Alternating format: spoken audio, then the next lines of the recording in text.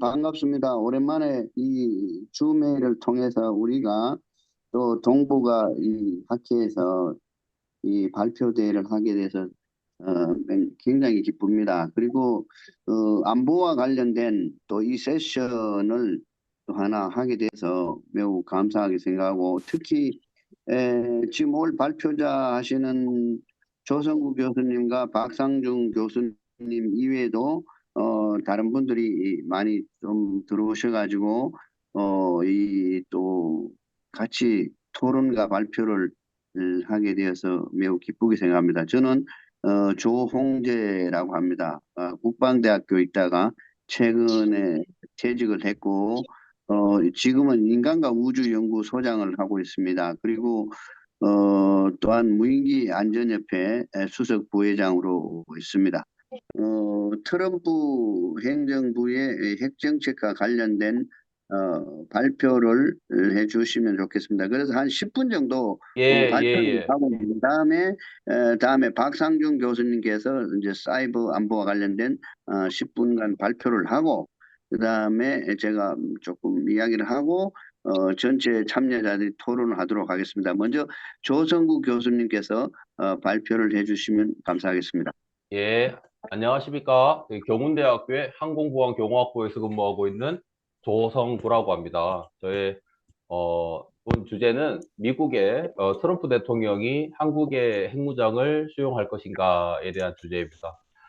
요 주제는 2025년도 제 언론 칼럼으로 했는 것을 기초로 한다는 점을 좀 사전에 먼저 말씀을 드리겠습니다. 이제 발표의 시작은, 최근에, 북러 군사 동맹을 맺은 것을 기반으로 해서 우크라이나 전쟁, 그 다음에 한미 동맹이 약화된다면 한국의 선택은 어떠할 것이고, 그 다음 지금 우리의, 핵무장 능력을 살펴보고, 그 다음에, 그러면 미국이, 트럼프 대통령이 한국의 핵무장을 수용할 수 있을 것인가에 대한 물음을 남기는 측면에서 발표를 가능해 보고자 하겠습니다. 자, 먼저 북러 군사 동맹을 이제 맺기 시작했습니다. 우크라이나 전쟁을 통해서 맺기 시작했고 여기에서 중요한 것은 이제 우리가 북한뿐만 아니라 북한의 도발에 앞서가지고 러시아와의 어떤 그런 갈등도 함께 고려해야 된다라는 측면을 이렇게 말씀을 드리고 싶습니다. 자, 지금까지 우리 한국의 안보 정책은 한미 동맹을 기본 기조로 하고 있었습니다. 그런데 러브 군사 동맹이 시작함과 동시에서 이제는 궁극적으로 위협이 좀 더 증가하였다는 사실이고 과거에 이제 미국의 국무장관이었던 헨리 키신저는 핵무장과 관련해서 비교적으로 작은 나라가 핵무장을 하는 것은 이웃한 국가들과의 무언의 불가침 조약을 맺는 것과 같다. 다시 말해서 공포의 균형을 의미를 하고 있습니다. 자, 그러면 이제 어, 그 앞으로 이제 그렇게 된다면은 핵무장 시나리오를 한번 제가 추론을 한번 해봤습니다. 자, 핵보유국을 반인 국가와의 어떤 그런 시나리오인데요. 첫 번째, 이제 소형 핵무기로 해가지고 우리나라의 중소도시 한 개를 전멸시킴으로써 전의를 상실하게 되는 첫 번째 시나리오를 한번 고려해 봤고요. 자, 두 번째로는 자, 그 핵무장 공격에 있어가지고 반격을 하지만은 거의 전멸에 가까운 희생을 받을 수도 있겠다라는 추론이었습니다. 세 번째로는 항복을 통해 가지고 전쟁을 중단시킬 수 있다. 이렇게 살펴봤습니다. 자, 그러면 이제 앞으로 러시아와 우크라이나의 전쟁과 같이 어, 이제 전쟁이 끝나더라도 거의 회복에 가까운 어떤 그런 파괴된 경제, 건설, 그다음에 또 시도 지방 어떤 그런 부분들에 대해서 우리는 함께 좀 고민을 해봐야 되겠다. 이렇게 생각을 해봤습니다. 자, 이런 상황에서 국제 정치적으로 우리의 선택은 세 가지로 제가 요약을 한번 해봤습니다. 첫 번째, 이제 우리나라가 핵무장을 통해서 고심도치 전략을 구사하는 것입니다. 두 번째로는 북한, 중국, 러시아와의 정치적 불정을 통해 가지고도 생명을 유지할 수 있는 연명하게 되는 어떤 그런 과정을 해보았습니다. 세 번째로는 미국이 우리를 지켜주지 못할 때 우리가 일본과의 군사 동맹을 통해서 안보 전략을 새롭게 구상할 수 있는 측면도 고려해 볼 수 있다라고 했지만 아직까지 국내적으로 일본과의 군사 동맹에 대해서 집단 정서가 순조롭지 않은 것도 사실인 것입니다. 자, 우크라이나의 그러면 전쟁을 보면서 우리가 우크라이나가 이제 그 지금 3년 넘게 지금 전쟁을 하고 있습니다. 그래서 이 전쟁에 대해서 본질적으로 조금 살펴보면은 예, 국제정치 이론에 따라서 군사적이 더 강한 러시아가 우크라이나를 침략했다라고 이해될 수 있는데 최근에 이제 젤렌스키 대통령이 미국에 가서 트럼프 대통령하고 어떤 이런 회담을 하면서 이 회담에 대해서 매우 좀 충격적인 어떤 그런 모습들도 이것이 과연 국가 정상의 어떤 그런 정상급 회담인가 이런 측면도 봤고 또 한편으로는 과거에 냉전이 종식될 무렵에 핵무기를 가장 많이 가지고 있었던 우크라이나가 비핵화를 하지 않았더라면은 과연 러시아 푸틴 대통령이 우크라이나 국경을 그렇게 쉽게 넘을 수 있었을까 하는 그런 생각도 들 수 있었습니다. 자, 그러면 미국이 이제 러시아에 대해서 어떤 제재를 가하지도 못하고 있고, 그 다음에 우크라이나에 대해서 어떤 지원도 끊게 된다면은 과거에 2001년도에 있었던 9.11 테러와 같이 러시아와 그 다음에 우크라이나 접경지대 혹은 그 지구 어느 곳에서도 테러가 발생할 수 있다라는 가정도 전혀 배제하지 않을 수 있는 그런 상황입니다. 우리는 9.11 테러 사례에서 아프가니스탄에서 아프간을 지원하다가 철수하고 그 이후에 2001년도에 9.11 테러를 경험했던, 지켜볼 수 있었던 어떤 그런 사례들을 가지고 있습니다. 자, 그러면 이제 우리나라에서 핵무장에 대해서 좀 살펴보려고 하는데, 첫 번째로는 이제 대한민국의 핵무장에서 유럽에 우크라이나가 있다면, 원포존의 개념에서 동북아시아에서는 대한민국이 있다.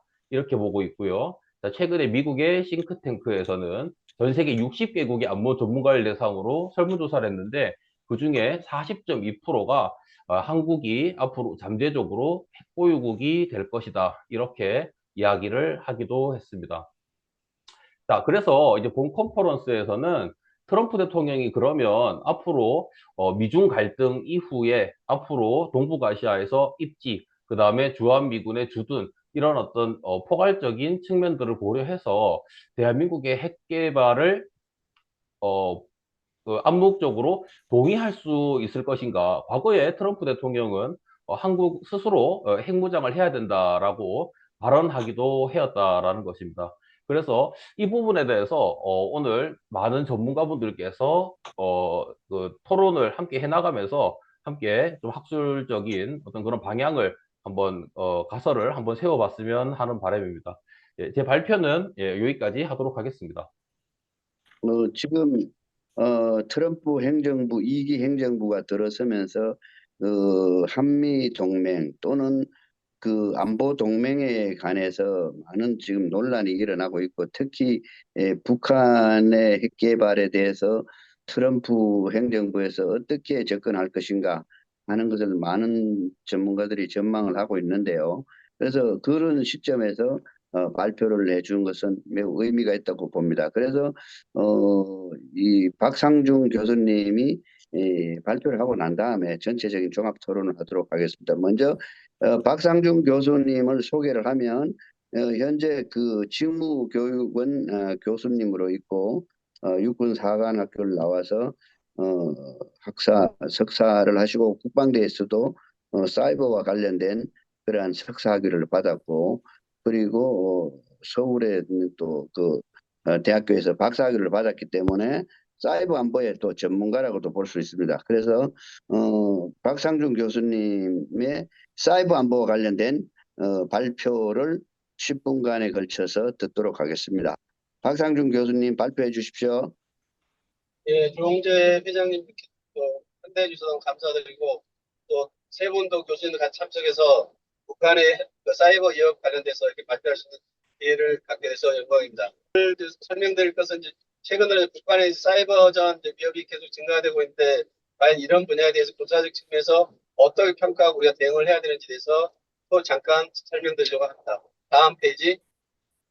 그래서 제가 설명드릴 순서는 먼저 일단 간단하게 서론 측면을 설명을 하고 나서 선행용 검토하고 그다음에 북한의 그 사이버전 환경에 어떤 변화가 있는 것을 분석을 해본 다음에 북한 그 사이버전에 관련된 전문 인력하고 교육훈련 체계의 어떤 강화를 하고 있는 모습, 그 북한이 그 사이버 공격에서 패턴이라든가 기술을 계속 진화시키고 있는 이런 부분에 분석을 한 다음에 맨 마지막에는 그 북한의 어떤 그 사이버 위협에 대해서 대한민국이 어떻게 대응을 해야 될 것이냐 이런 부분들을 논의할 수 있도록 하겠습니다. 다음 장.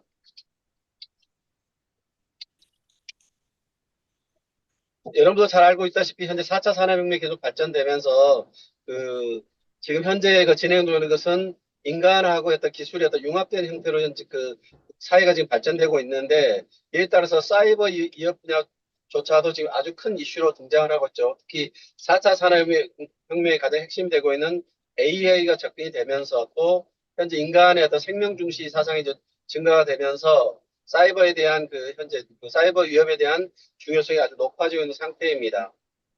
그리고 북한은 2024년도부터 사이버 공격에 대한 그 강도를 매우 증가를 시키고 있습니다. 심지어 그 북한은 지금 그 핵 개발에 따라서 그 많은 이제 경제적 제재를 받고 있는데 이에 대한 하나의 외화벌이의 돌파구 형태로 해서도 사이버 공격을 현재 감행을 하고 있고 또 그 북한의 어떤 경제 어떤 그 지방 경제 그 건설을 위해서도 한국에 있는 한국을 포함한 여러 나라의 어떤 기반 시설에 대한 어떤 기술조차도 해킹하는 사이버 공격 형태를 진행을 하고 있습니다. 그리고 2020 올해 들어오면서 북한의 사이버전 역량이라든가 이런 부분을 측면에 봤을 때 김정은은 그 사이버전 능력을 그 세계의 어떤 보금이라는 걸로 이렇게 언급하고 강조하면서까지 사이버의 어떤 역량에 대해서 많은 노력을 하고 있습니다. 그래서 이런 부분들에 대해서 우리 한번 검토를 해보고 대한민국 과연 이런 북한의 어떤 위협에 어떻게 대응을 할 건지를 논의해 보도록 하겠습니다. 다음. 사실 그 선행연구 검토를 이제 보게 되면 여기 계신 분들 잘 아시겠지만은 북한은 현재 폐쇄된 사회이고 모든 자료들 전부 다 공개가 되지 않는 상태에서 연구에 많은 한계가 있습니다. 그래서 일부 공개된 자료하고 특히 그 탈북민들 북한에서 넘어온 분들의 어떤 주장들을 기반으로 해서 객관을 평가하고 있는 그런 부분이 되게 많습니다.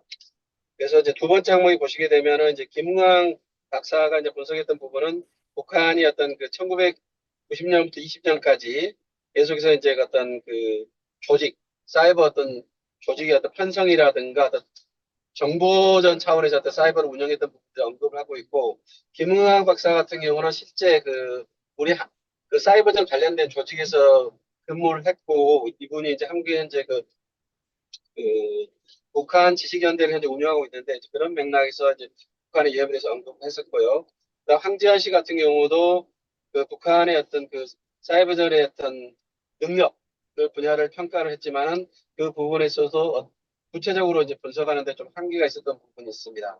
그리고 이후 다른 분도 여러 분 이제 분석을 했지만은 실제 어떤 북한이 현재 위협이 사이버전에 대한 위협이 증가되고 있다.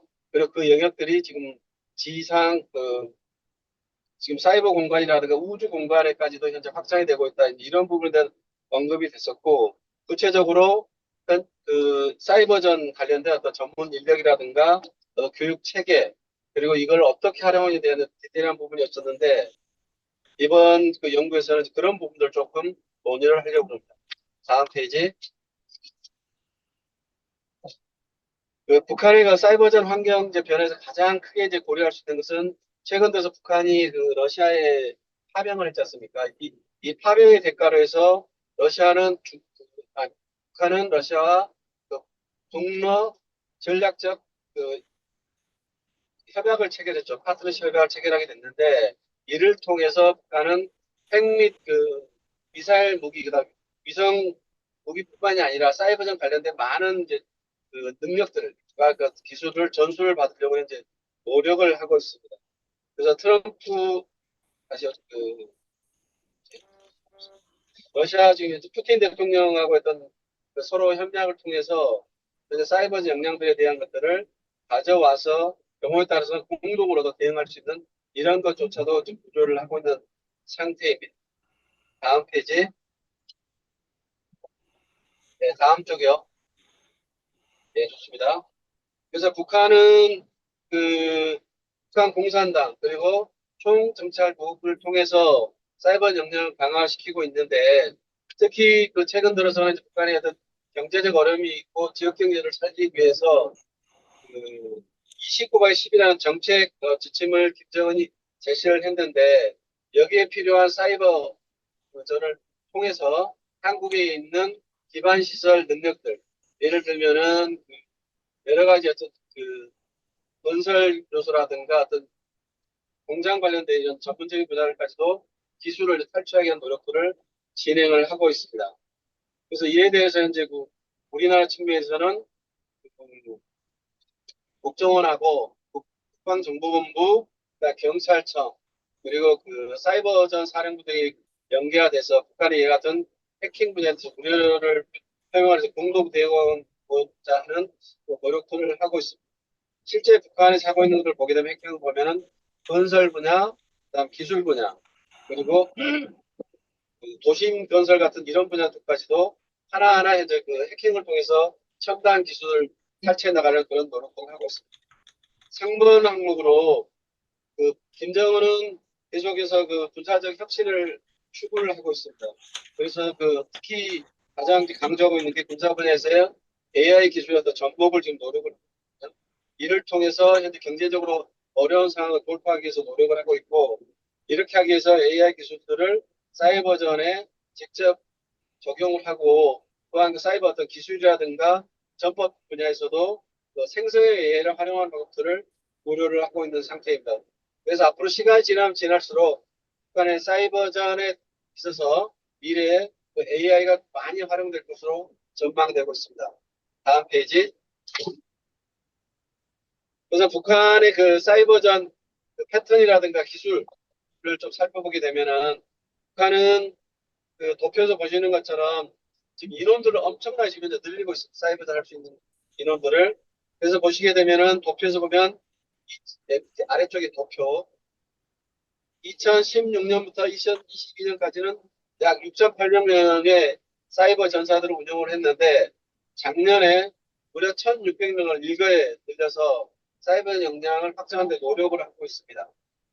이런 과정에서 그 인원을 선발하고 운영하는 데 있어서 총정찰국 AI에 121국을 핵심으로 해서 사이버전에 대한 노력을 강화하고 있는 상태입니다. 네, 다음 페이지. 이에 따라서 그 현재 우리 대한민국에서는 그 정보 당국에 따르게 되면은 예를 들면은 그 국정원이라든가 그리고 국방정보본부 에서 평가한 것을 보게 되면 북한의 그 사이버전 역량은 지금 엄청나게 현재 늘어나고 있고 특히 AI 기술 발달과 특히 북러 협약에 따라서 엄청난 발전을 현재 시키고 있습니다. 그래서 그 한계가 단순히 그 어떤 그 단순한 어떤 역량 정도에서 머무는 정도가 아니라 전 분야에서 우리 사회 전 분야까지 영향을 미칠 거로 판단되고 있고 구체적인 사례를 보시게 되면은 3번에서 보시는 것처럼 2016년에 글로벌 포스트에서 평가한 것을 보게 되면 북한 탈북자들을 현재 인터뷰한 결과에 보게 되면 실제 그 인원 자체라든가 어떤 그 사이버 공격에서 돌파한 거는 0.1%에 불과하지만은 실제 그 짧은 그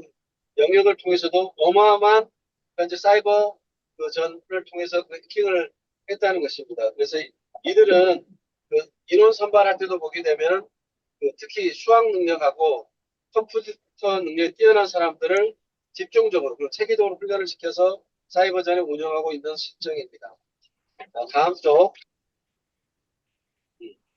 그래서 지금 현재 한국의 정보 당국의 판단에 따르게 되면 북한에서 그 인재 사이버 인재 그 양성에 아주 역점을 두고 있는 김정은이 2023년에 그 사이버 전사를 선정하는 과정에서는 출신 선분을 북한은 많이 강조하는데 그런 거 다 필요 없고 오로지 이 사람이 수학이라든가 사이버전 필요한 어떤 전산 능력이 뛰어난 사람이라면 선발해서 활용하는 그 형태로 지금 가고 있고요.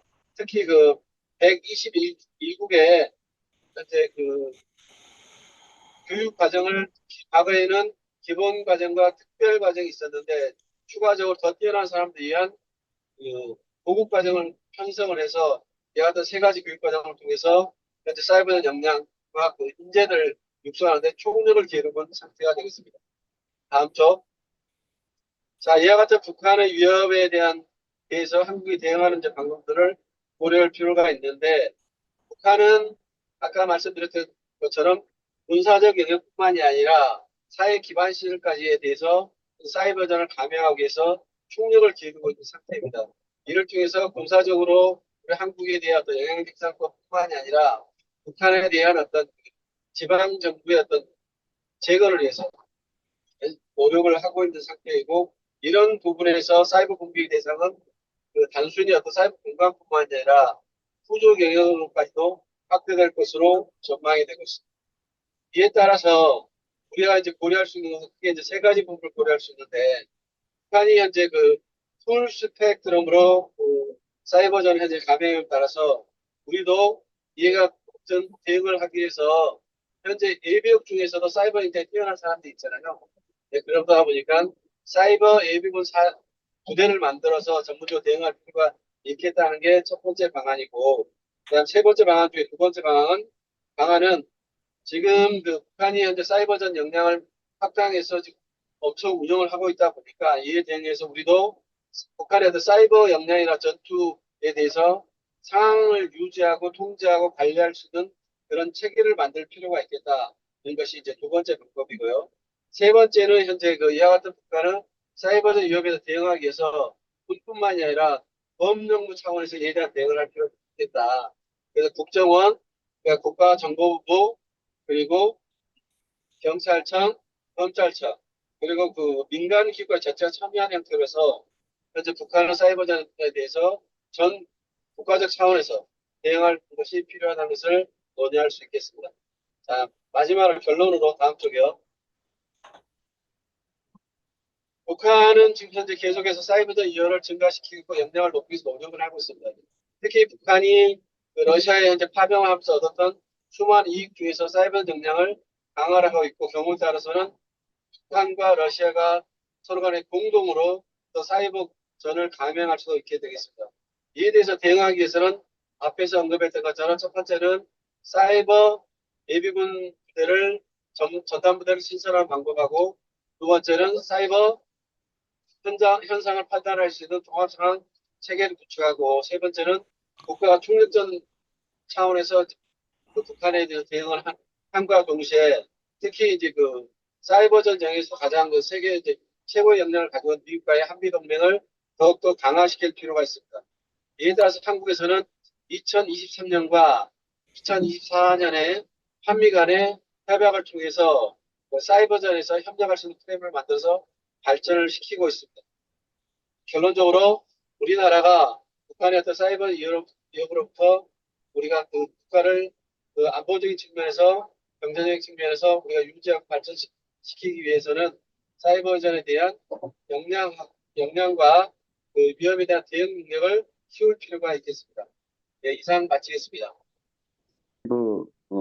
안보와 관련된 북한의 사이버 위협과 우리 한국의 대응 방향에 대해서 말씀을 잘 들었습니다. 특히 북한에서 최근에 사이버 역량 강화를 위해서 많은 노력을 기울이고 있고 여기에 대해서 우리도 사이버 예비군 부대를 만들고 또 민간군이 통합적인 그런 대응 전략을 구축해야 된다는 그런 좋은 그 내용을 발표를 해 주셨습니다. 특히 이 사이버와 관련된 전문가로서 많은 지식을 가지고 이렇게 해 주셔서 감사하고요. 여기 한마디 제가 언급을 한다면 북한은 재래식 무기라든가 전통적 무기의 어떤 능력이나 수량이나 이런 것이 열세이기 때문에 비대칭 전략의 일환으로서 핵무기라든가 사이버 안보를, 사이버 위협을 강조하면서 사이버 역량을 강화하고 있다. 이런 측면으로 그렇게 보여지는데 여기에 대한 대응책이 필요하다는 것을 잘 발표를 해주셨습니다. 그래서 매우 의미 있는 발표였다. 이런 말씀을 드립니다. 그래서 제 이야기는 여기 정도 하고 먼저 우리가 두 가지 주제에 대해서 한 번은 앞에 조성구 교수님이 말씀하신 트럼프 행정부 시대에 한반도에서 핵무장은 가능한가? 이러한 것을 여기에 오신 분들이 다 발표를 토론을 한 번씩 해주시고 거기에 대해서 우리가 답변과 종합 토론을 하고 그다음에 박상중 교수님의 북한의 사이버 역량과 관련된 그러한 또 토론을 하도록 하겠습니다. 먼저 조성구 교수님 발표에 대해서 토론을 해주실 분은 토론을 해주시기 바랍니다. 저 명지대 이재봉 교수인데요. 네네. 그 조성구 교수님하고 좀 약간 토론을 하고 싶은데 지금 예. 실제적으로 미국이 그 핵 확산 방지 정책이 실패를 했다고 자인을 했지 않습니까? 그래서 핵 우산은 약속을 못 지겠다라는 거를 자이반 타이번으로 얘기를 한 거를 알고 있고요. 이 트럼프 행정부 일기에 콜비 부차관보라는 분이 있었는데 얼마 전에 우리나라 쪽하고 이 굉장히 심도 깊은 대면을 했었어요. 그 당시에 나왔던 얘기가 뭐냐면 G7에서 캐나다를 대신해서 우리 그 동아시아 쪽에서 한국이 들어갔으면 좋겠다라는 얘기를 대놓고 했어요, 보니까. 그리고 동맹은 비즈니스다라는 얘기를 딱 대놓고 하고 핵 우산 확산은 그 방지가 안 됐고 이제 해구산 정책을 우리는 실질적으로 할 수 없다라고 해서 안보에 대한 불안을 준 건 사실이거든요. 그러면 제가 여쭤보신 거는 그 G7 대신에 우리가 캐나다 대신에 들어갈 수 있는지에 대한 어떤 여론과 이거를 통해서 우리가 핵 확산 금지 조약이 실제적으로 깨져나가고 있는 상황에서 이것이 긍정적으로 작용할 수 있는가에 대한 부분, 그거를 한번 좀 토의하고 싶습니다. 제가 간략하게 좀 말씀을 드리겠습니다. 지금의 우리의 안보 정책이 지금 그 자유진영대 어떻게 보면 이제 사회주의 진영의 어떤 그런 동북아시아의 신냉전 구도가 아직까지도 유지되고 있다고 그렇게 생각합니다. 많은 어떤 전문가들은 이렇게들 말씀하시더라고요. 일본의 핵무장이 유지된다면 미일 동맹은 반드시 깨질 것이다. 이렇게 하는 얘기를 듣고, 그러면 우리 대한민국의 선택은 어떠한가에 대해서 또 한번 답을 해야 되겠다. 이 생각이 한번 들었습니다. 마치, 안보적, 섬나라가 되는 것은 아닌가. 이렇게 생각이 되었습니다.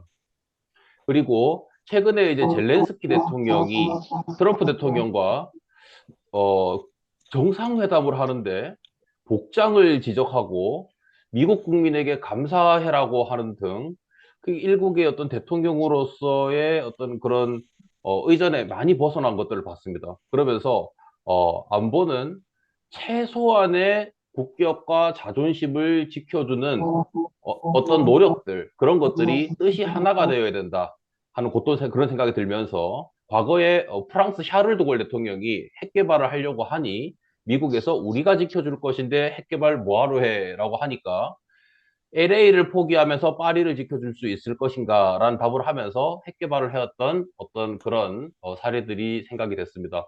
이재봉 교수님께서 캐나다를 대신해서 대한민국이 G7이 될 수 있을까라고 말씀을 하셨는데 저는 앞으로 차기 정부에 따라서 G7도 충분히 가능하다. 그렇게 생각이 되고 어느 정도의 경제 제재를 감내하고서라도 인도와 같이 충분한 어떤 외교적 설득을 통해서 대한민국이 핵무장을 하는 것도 국민의 공감대가 지금 굉장히 높습니다. 그 부분에 있어서는 여야 합의가 없죠. 여야 이론이 없습니다. 그래서 그런 부분도 앞으로 정치권을 통해서도 충분히 조금 한 단계 더 진보된 논의가 있어야 되지 않나 이런 생각들이 한번 들었습니다. 아니 이렇게 여쭤보는 이유가 뭐냐면 실제적으로 쿼드나 오커스 같은 게 그 동맹으로 실효성이 없다라는 게 사실 판단이 된 거로 저는 얘기를 들었어요. 뉴스 지면을 통해서도요. 그러면은 말씀하신 대로 그 핵 확산 금지 조약 때문에 경제적 조치, 제재 조치가 뭐 전 세계적으로 있는 거는 당연한 일이고, 근데 지금 우리 현재의 그 안보 상황으로 봤을 때는 그러니까 결론적으로는 이제 트럼프 2기에서도 그렇고 우리나라에서도 핵을 보유하는 거에 대해서 실제적으로 그 어느 쪽으로든지 인정을 할 수 있는 분위기로 흘러가지 않는가 싶어서 한번 여쭤본 겁니다. 예, 또 박성민 교수님 한마디 드려도 될까요? 네네. 예, 두 분의 아주 예리한 시각에서 말씀하시는데 저는 좀 약간 정보적인 시각에서 좀 말씀 좀 드려야 될 것 같아요. 첫 번째 말씀하셨던 핵 부산은 이제 사라지고 소용이 없다. 그거는 절대 아닙니다. 현재 한미 간에는 이미 지금 현재 매년 SCM을 통해서 계속해서 어떤 핵 부산 정책에 대해서 핵 확장 억제에 대해서는 공약이 계속 유지가 되고 있는 상태에 있고, 심지어 윤석열 대통령이 있을 때는 한미 간의 핵 협의 그룹이 형성이 됐잖아요. 이거는 사실은 나토와 같은 유사한 형태로 핵에 대한 직접 우리가 보유는 하고 있지 않지만은 운용이라는 것들까지도 현재 같이 논의와 발전시키고 있는 구조로 되어 있는 겁니다. 그래서 그런 부분을 여러분들 좀 고민을 해주면 좋을 것 같고, 그리고 우리가 핵 보장한다는 것 자체의 부분에 대해서 우리 여야가 합의와 국민 전체 합의가 이루어진 것처럼 보이는 그런 부분들은 사실은 흔히 말하듯 우리가 인지전 내지 여론전과 같은 형식으로 볼 수 있거든요. 과연 그걸 가질 수 있을까 하는 부분 상당히 조심스럽게 접근을 해야 됩니다. 더더욱이 북한조차도 우리가 핵을 가진다는 부분에 대해서는 아마 북한조차도 용납하기 어려운 부분이고, 또 우리가 핵을 개발하려고 했었을 때 우리는 기본적으로 여러 가지 단계가 필요한데 우리는 그에 대한 여러 가지 기반조차 가지고 있지 않는 나라. 일본하고 우리 대한민국을 비교했을 때 일본은 사실은 분리된 형태로 이미 핵을 가지고 있는 나라예요. 핵을 개발할 수 있는 재료가 될 수가 가지고 있지. 우리는 심지어 핵 처리, 폐기물 재처리할 수 있는 권한도 가지고 있지 않지 않습니까? 그럼 우리가 지금 쉽게 말하면 우리가 핵을 개발할 기본적으로 원료 자체가 되는 게 있어야 되는데 그것조차도 구매도 국내에 있지도 않는데 그걸 가지고 우리가 핵을 개발할 수 있다? 그건 상당히 어려운 부분이고요. 또 그런 부분들 때문에 오히려 동아시아 전체가 핵 폐허가 될 수 있거든요. 그리고 미국의 현재 트럼프가 이런저런 이야기하지만은 국가의 대전략적 변동된 게 하나도 없습니다. 그런 부분들에 대해서 좀 한번 더 다른 시각으로 한번 접근해 볼 필요가 있지 않을까 이런 생각이 들고요. 그다음에 젤렌스키 대통령이 이제 미국에 갔을 때 이제 드레스 코드를 잘 맞추지 않은 그런 부분에 대해서는 우리나라 언론에서 이렇게 되게 이제 부정적으로 이야기했지만 또 비판적인 시각도 있습니다. 사전에 그러면 젤렌스키 대통령이 그러니까 드레스 코드에 대해서 서로 간의 협의를 이루고 하는 기본 A인데 그런 부분이 이러지 않은 것은 외교적인 결례라고 보는 또 시각도 있으니까 그런 부분도 같이 논의하면 좋을 것 같습니다. 이상입니다. 이 부분은요. 저의 얘기가 아니고 워싱턴 선언이라고 해서 이제 동맹인 한국에 핵 우산을 제공한다고 했었지 않습니까? 그런데 이게 되게 위험한 사실이 뭐냐면 만일에 핵 우산으로 우리가 북한의 핵 공격에 대해서 위험에 노출을 우리가 미국이 감수한다 그러면 예를 들어 갖고 북한에서 최종 결정권자인 미국한테 직접적으로 보복을 할 수 있다라는 시나리오가 있어요, 실제적으로. 그런다고 하면은 미국은 예를 들어서 미국인 뭐 몇백만 명이 절대 다수가 위험에 노출되는 거를 과연 해구산으로 해줄 거냐라는 어떤 비판적인 시각, 개인의 시각이 아니라 콜비 부차관보라고 하는 분이 직접 인터뷰를 했던 내용이거든요. 그래서 결론적으로 이쪽에 있는 군사 전문가가 하는 소리는 이거예요. 자국은 자국이 알아서 해라. 미국인 해줄 수 있는 범위가 당연히 한정이 되어 있고 우리는 더 이상 세계 경찰이 아니고 중국하고 맞서는 것도 지금 힘들어 죽겠다라는 얘기를 공공연하게 하고 있어요. 그래서 제가 여쭤보는 게 뭐냐면 이런 지정학적인 위험 자체가 우리 한국에 대한 위험도 있지만 동북아 정세에 대한 위험이 있기 때문에 그 균형을 맞추기 위해서 지금 북한은 사실상 핵 보유구나 마찬가지로 인정을 해주고 있지 않습니까? 아니라고 하지만은요. 그러면 전략핵 전술핵이 있을 적에 우리도 어느 정도의 부분을 미국의 사용권을 받아서 하는 해구산이 아니라 자체로 균형을 맞추기 위한 거죠. 균형을 맞추기 위해서. 그런 식으로 전개가 되지 않을까라고 하는 거를 군사 전문가인 분한테 한번 여쭤보는 거예요. 학생들한테 이렇게 얘기합니다. 한미 동맹의 중요성에 대해서 뭐 굳건하다 이렇게 생각을 하는 거에 두 가지를 설명하는데 북한이 군생활 10년, 뭐 15년 할 때 한미 동맹 덕분에 너희들은 지금 1년 반밖에 하고 있지 않다.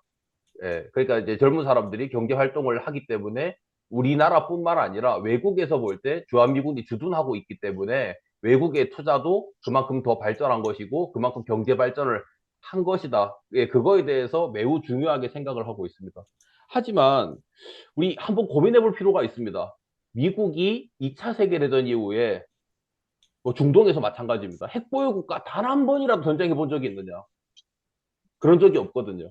그런데 지금 북한은 이미 핵을 가지고 있고 아울러 전 세계에서 핵이 가장 많은 나라, 그 다음에 GDP 기준으로 국방비를 100조 이상이나 쓰는 러시아와 군사 동맹을 맺었습니다.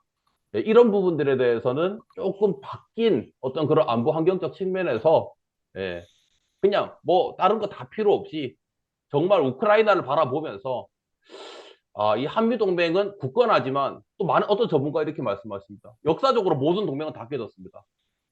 예, 굳건해야 됩니다. 근데 역사적으로는 다 깨졌습니다.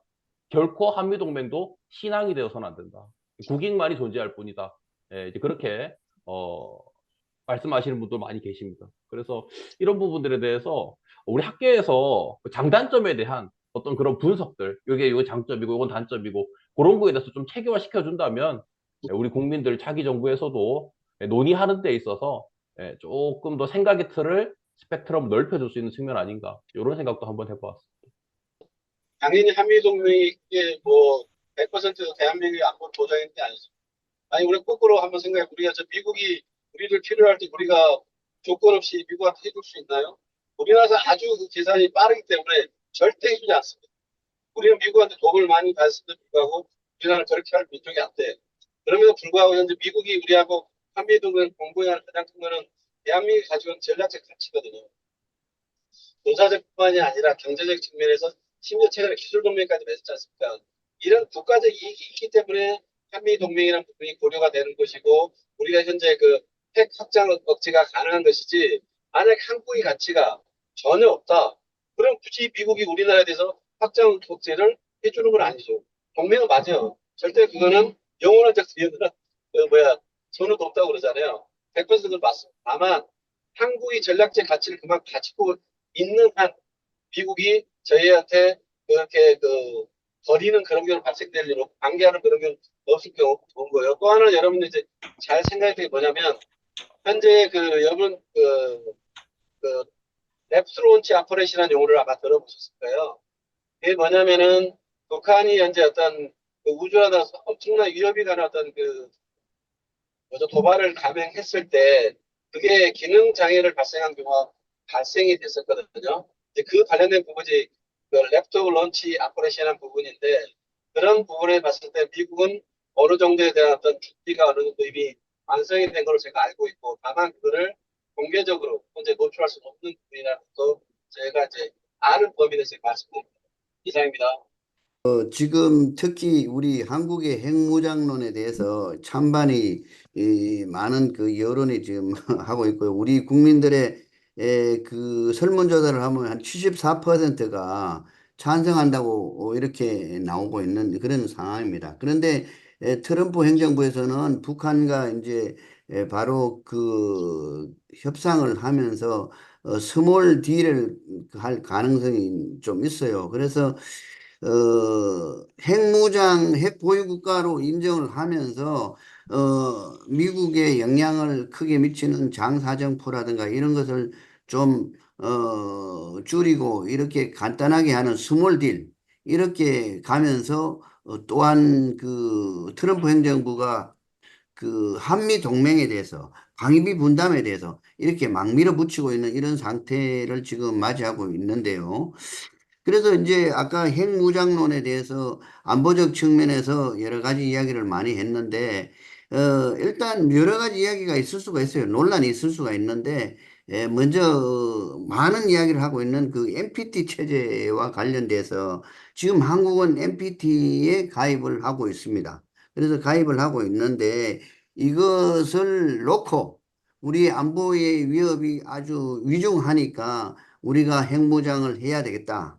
이렇게 했을 때에 이제 플러스 요인과 마이너스 요인 그리고 아주 결정적인 요인 이런 것을 검토를 해서 심도 있게 해서 우리가 접근을 해야 될 것이다 하는 그런 생각을 하고 있고, 북한의 핵무장과 관련돼서 우리나라 핵우산하고 그다음에 핵 확장 억지 실무위원회를 운영하고 있고 아주 긴밀하게 이야기를 하고 있습니다. 그러나 많은 그 국민들은 북한에서도 핵을 보유하고 있으니까 우리도 핵무장을 해야 되지 않느냐 이런 우려를 하고 있는데, 또 이게 동북아 정세에 있어서 보면은 우리가 뻔히 많은 이야기를 하고 있지만 핵 도미노라는 게 결국은 일어납니다. 그래서 일본도 일어날 것이고 대만에서도 그렇게 될 것이고 이런 문제가 있기 때문에 이런 것을 우리가 신중하게 접근해야 될 것이다 하는 그런 생각을 하고, 트럼프 행정부가 저렇게 나오는데 저 개인적으로 있습니다.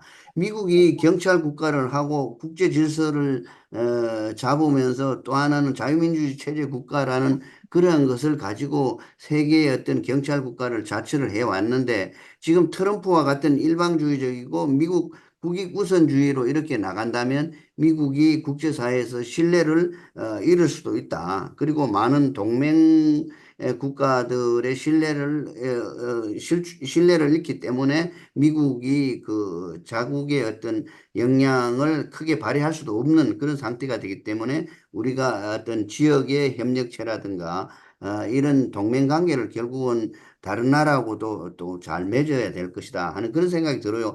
그리고 안보라는 것이 앞에서 말씀드렸다시피 자국의 자체적으로만 안보를 할 수가 없는 거잖아요. 동맹도 하나의 전략이기도 하고 자국의 어떤 힘을 막 갖추는 것도 되기 때문에 그런 것들도 고려하면서 해야 되고, 특히 핵무장을 가능한 것인가? 뭐 가능할 수도 있지만 또 한편으로는 여러 가지를 따져서 이런 것을 좀 슬기롭게 지혜롭게 이끌어 나가서 이것을 핵무장을 하지 않으면서도 그러한 효과를 노릴 수 있는 것도 한번 생각을 해봐야 된다. 국민들은 74%는 핵무장을 하자고 이렇게 이야기를 해요. 그런 측면이 있지만 그러한 것을 또 전문가들 입장에서는 조금 더 심도 깊게 논의를 거쳐가지고 국가 정책과 전략을 짜야 될 것이다 하는 그런 생각을 합니다. 네. 그래서 지금 우리 명지대학교의 이재범 교수님이 그 다른 군사 전문가들 이야기를 또 많은 말씀을 하셨고, 또 핵무장의 또 어떤 목소리도 같이 말씀을 해 주셨는데요. 이재범 교수님 말씀 좀 더 하실 이야기 있습니까?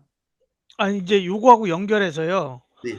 우리 그 두 번째 발표하셨던 우리 그 교수님 거기에 인제 하나 좀 여쭤볼게요. 사실 이게 그 북한의 해커 조직들 있지 않습니까? 그러니까 얘네들이 그 서비스형 랜섬웨어를 이렇게 공격을 이렇게 하면서 실제적으로 인제 저 이것도 뭐 기사를 본 건데 뭐냐면은 그러니까 문스톤 슬릿이라고 하는 서비스형 킬링 랜섬웨어를 사용을 하는데 얘네들이 일종의 몸값인 랜섬을 요구를 하지 않습니까? 근데 궁극적으로 이게 사용하는 출처가 어디냐면 북한 정권에 들어가서 이거 자체를 사이버 범죄를 통해서 얻은 수익으로 무기 확산, 특히 뭡니까? 핵무기 개발하는 거 있지 않습니까? 미사일하고. 음, 이쪽에 쓴다라는 얘기를 보이스 오브 아메리카 쪽에서 발표를 했어요, 얼마 전에요. 음, 그러니까 이게 지금 다 연동이 되지 않습니까? 사이버 범죄를 하고 거기서 나온 랜섬웨어를 하고 거기서 나온 일종의 몸값을 가지고 전부 다 무기나 핵무기 확산을 하는 데만 쓰고 있는데, 이제 그렇다면 저는 이게 요번에 SK텔레콤 유심 해킹 사고도 마찬가지예요. 피해자는 있는데 피해자가 가해자를 특정하지 못한다. 이름을 못 밝히고 있다라는 게 사실 말이 되냐는 얘기가 계속 나오고 있거든요. 그러니까 지금 이 해킹 공격 같은 경우나 이런 것들은 되게 틀이 유사하기 때문에 어느 쪽인지를 유추해서 알 수가 있대요. 근데 인제 제가 여쭤보고 싶은 거는 인제 이런 것들을 좀 공공연하게 밝혀서 이런 것들이 악용이 되고 있다라는 거를 일반 사람은 잘 알지를 못해요. 그래서 이런 것들을 좀 알릴 수 있는 그런 방법들이 있는가를 한번 좀 여쭤보고 싶습니다. 저도 연관해서 조금 한 말씀 드려도 되겠습니까? 예, 예예. 사실 최근에 그 SKT 사태 보면서 우리 냉전 종식됐을 때 이제 그 윌리엄 린드가 이제 앞으로는 비정규전이 될 것이다. 그리고 이제 그 중에 대표적인 게 지금 사이버 관련한 어떤 그런 테러, 그 다음에 사이버 공격 이런 거 아니겠습니까? 근데 한번 네. 이런 생각이 들더라고요. 지금 SKT가 과징금이 최소 1,000억에서 5,000억까지 갈 거랍니다. 그래서 지금 SK텔레콤에서 카카오 지분 3,000억을 정리했습니다. 국가에 과징금 내려고요. 지금 과거에는 전문직 중에서 뭐 의사라든지 변호사분 이런 분들이 정말 뭐 엄청난 연봉 받으셨지 않습니까? 근데 수익자 부담 원칙에 의해서 앞으로는 이런 사이버적인 어떤 과징금을 낼 바에 그런 기업의 신뢰를 잃을 바에 이런 전문가들도 앞으로는 억대 연봉의 시대가 오지 않을까 조심스럽게 그런 생각이 한번 살짝 들더라고요. 이제 왜 그러냐면 한 10년 전쯤에 이미 미국의 국가정보위원회에서 이렇게 얘기했습니다. 앞으로 미국의 차세대 전력이 IoT와 인공지능일 것이다. 예, 이렇게 얘기했던 것이 벌써 10년 전에 이런 상황들이 이미 전개될 것이 분석되어 있었을 수도 있겠다 하는 그런 생각이 한번 들었습니다. 예, 질문 따로 아니고요. 그냥 제 생각을 한번 가볍게 말씀드리고 싶었습니다. 자연스럽게 그 핵무장론에서 다시 북한의 이제 사이버 전략과 대응 방안으로 이렇게 잘 토론이 잘 넘어왔습니다. 그래서 그 사이버와 관련된 그 북한의 전략 중에서 제가 그냥 이제 질문을 하나 하고 싶은 것은 AI와 관련된 인공지능과 또 사이버의 어떤 발전 거기에 따라서 북한은 어느 정도 위치에 와 있으며 거기에 대한 인공지능과 관련된 사이버 위협에 우리 한국은 어떻게 구체적으로 대응해야 될 것인가 이런 것을 또 하나 이제 우리 박상중 교수님께서 답변을 해주시면 감사하겠고요. 앞에서 두 분이 말씀하신 코멘트라든가 질문과 관련된 것도 같이 답변을 해주시면 좋겠습니다. 예, 세 분 아주 고견 제시를 너무 감사드리고요. 먼저 이 교수님 말씀하셨던 거, 그 부분에 대해서 저도 많이 공감합니다. 어떤 이런저런 일이 발생이 됐을 때 그거를 오픈에 서로 좀 공유하고 대비하고 그런 걸 할 수 있으면 좋지 않을까 했는데 이게 이제 가장 치명되는 거는 이제 그런 거지. 이게 이제 정치적 이익하고 국가적 이익하고 어떤 사회적 여러 가지 요소에 동시에 고려가 되거든요. 그리고 또 하나는 경우에 따라서는 실제 그 해킹 집단 자체를 구분하기 어려울 수도 있습니다. 특히 잘못 판단하게 되면은 이게 어마어마한 어떤 그 국민적 어떤 반대라든가 정치적 여론몰이 형태로 좀 만들어질 수 있는 우려가 있거든요. 그러다 보니까 어떤 그 이런 상황이 발생되게 되면은 그 사람의 어떤 기술 모양이라든가 과거에 있던 사례들 이런 가지 분석을 하고 또 이걸 분석을 할 때도 한국 단독으로 분석하는 게 아니라 국제적인 어떤 네트워크가 있거든요. 그 네트워크하고 또 한미 간의 교류를 통해서 이게 지금 현재 구체적으로 어디라는까지 분석을 들어갑니다. 근데 이런 과정에서 이제 우선 고려하는 게 제가 이제 아까 말씀드렸던 것처럼 국민의 알 권리와 거기에 대응 역량 이런 부분 고려하면 국가 이익이라든가 어떤 사회적인 안전 그리고 어떤 그 우리가 어떤 했었을 때 발생할 수 있는 파장 부분들 고려하다 보니까 그런 부분들이 우리가 생각한 것처럼 쉽게 이렇게 개방할 수 있는 그런 부분 좀 어려움이 있다는 것을 제가 좀 말씀을 드리고요. 두 번째로 이제 우리 그 이제 조성구 교수님 말씀하시는 그 부분에 대해서는 북한이 현재 실제 그렇게 하고 있습니다. 북한 그때 이제 김웅환 이제 박사님 같은 제가 직접 만나서 이야기다 우리 강의를 국방대 불러 직접 하기도 했는데 북한은 그 사이버 전사들에서 어마어마한 그 혜택을 주냐면 그 사람들은 사실은 뭐 한국이라든가 어떤 서방 국가의 그 뭐죠 그 망명을 해서 받은 혜택보다도 북한에 있는 혜택이 엄청나게 큰 겁니다. 그 사람들이 이제 누리고 있는 게 우리가 상상을 초월할 능력을 누리고 그리고 공부하는 부분도 이것도 완전히 열어주는 거거든요. 그리고 이제 이 사람들이 실제 활용하는 기간도 단기간밖에 안 써요. 사람의 뇌라는 게 이제 창의성이 완전 한계이기 때문에 일정 기간, 제가 기간 정확히 기억을 못하는데 일정 기간 지나고 나면 이 사람들을 프리하게 풀어줘 버립니다. 그 정도로 현재 그 우수 자원들을 관리를 하거든요. 특히 아까 제가 말씀드렸던 것처럼 북한 같은 경우는 출신 성분을 매우 중요하게 생각하지 않습니까? 그럼에도 불구하고 이 사이버 전사 영역 분야에 있는 사람들만큼 출신적 소분조차도 고려하지 않고 오로지 너가 그 수학적인 능력, 전사 능력으로 뛰어나면은 수용을 한다는 거예요. 그래서 이미 현재 조동 박사 말씀하신 우리나라 같은 경우도 AI라든가 사이버 분야 현재 그 변화 어마어마하게 올라간다 이렇게 말씀하셨는데 이미 실제 그 사회에서 그렇게 진행되고 있는 사람도 이미 일부 식별이 되고 있는 상태고 그리고 이제 마지막으로 우리 그 조홍재 박사님 말씀하셨던 것처럼 우리가 이제 그 어느 정도의 그 우리가 이제 사이버 대응 능력에 도달해 있고 북한이 어느 정도 가 있는지 말씀을 하셨는데 북한이 현재 그 사이버 어떤 공격이나 테러 분야에서 세계적인 수준에 상당히 도달하는 건 사실이고요. 그 중에서도 그 특히 그 해킹 그 사이버 머니 해킹하는 그쪽 분야에서는 독보적인 인정을 발휘하고 있습니다. 그러다 보니까 이제 현재 그 다른 나라에서 하고 있는 거는 비록 이 돈이 해킹이 된다 하더라도 사이버머니 해킹을 된다 하더라도 이걸 풀지 못하도록 하는 기술이 동시에 발전이 되고 있거든요. 그리고 우리나라 입장에서도 현재 북한이 그와 같은 어마어마한 일들이 이루어지고 있다 보니까 우리나라 입장에서도 우리의 어떤 역량을 높이기 위해 노력을 하고 있는데 사실 그쪽에 어떤 우리의 어떤 역량이 집중이 돼야 되는 지금 보면은 그것조차도 약간 그 국민적인 어떤 공감이나 어떤 사회적 어떤 집중이 안 돼서 뭐그 우리 쉽게 말하면 어떤 국민의 그 뭐죠 개인정보 보호라든가 이런 것도 비켜돼가지고 또 약간 한계에 막혀 있는 그런 부분도 좀 아쉬운 이상입니다. 오늘 두 가지 주제에 대해서 우리가 발표와 토론을 잘 들었습니다. 두 분 전문가께서 먼저 그 핵무장론에 대한 이야기, 또 한 분은 사이버 위협과 관련된 대응. 그래서 이번 우리 이 세션에서는 한반도의 그 안보 위협의 현황 중에 핵심적인 어떤 북한의 핵 개발과 핵 위협 문제, 그리고 트럼프 행정부가 출범하면서 이 핵무장 또 핵개발, 핵협상은 어떻게 될 것인가 하는 의미 있는 그런 주제를 하나를 또 살펴봤고요.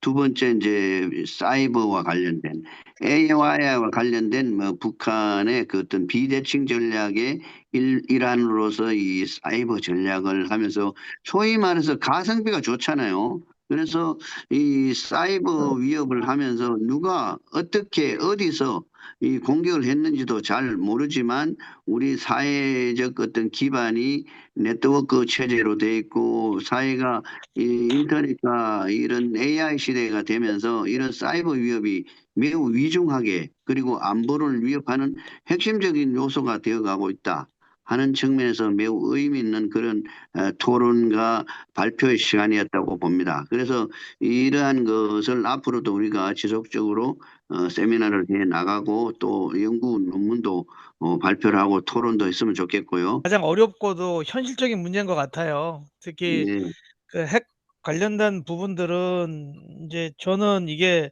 뭐 국민 공감대가 가장 뭐 그 형성이 돼야 되긴 하겠지만 근데 아주 현실적인 안보에 대한 부분이라서 좀 더 우리 그 학계에서 좀 심도 있는 논의로 좀 어떤 많은 의견을 제시를 해 주셨으면 하는 게 저는 비전문가이기 때문에 그런 바람이 하나 있고요.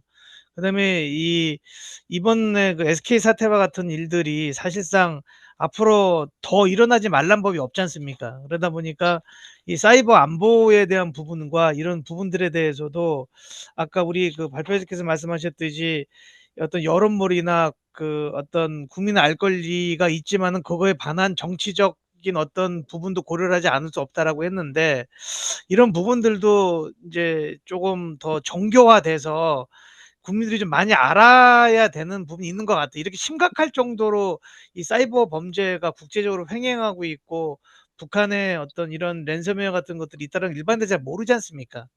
그래서 이런 것들을 좀 더 그 국민들이 좀 여러 다각도로 알았으면 하는 저는 바람이 좀 있습니다.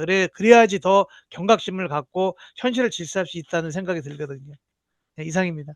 토론 아주 유쾌하게 잘 됐고요. 제가 또 많이 배울 수 좋은 기회가 된 것 같습니다.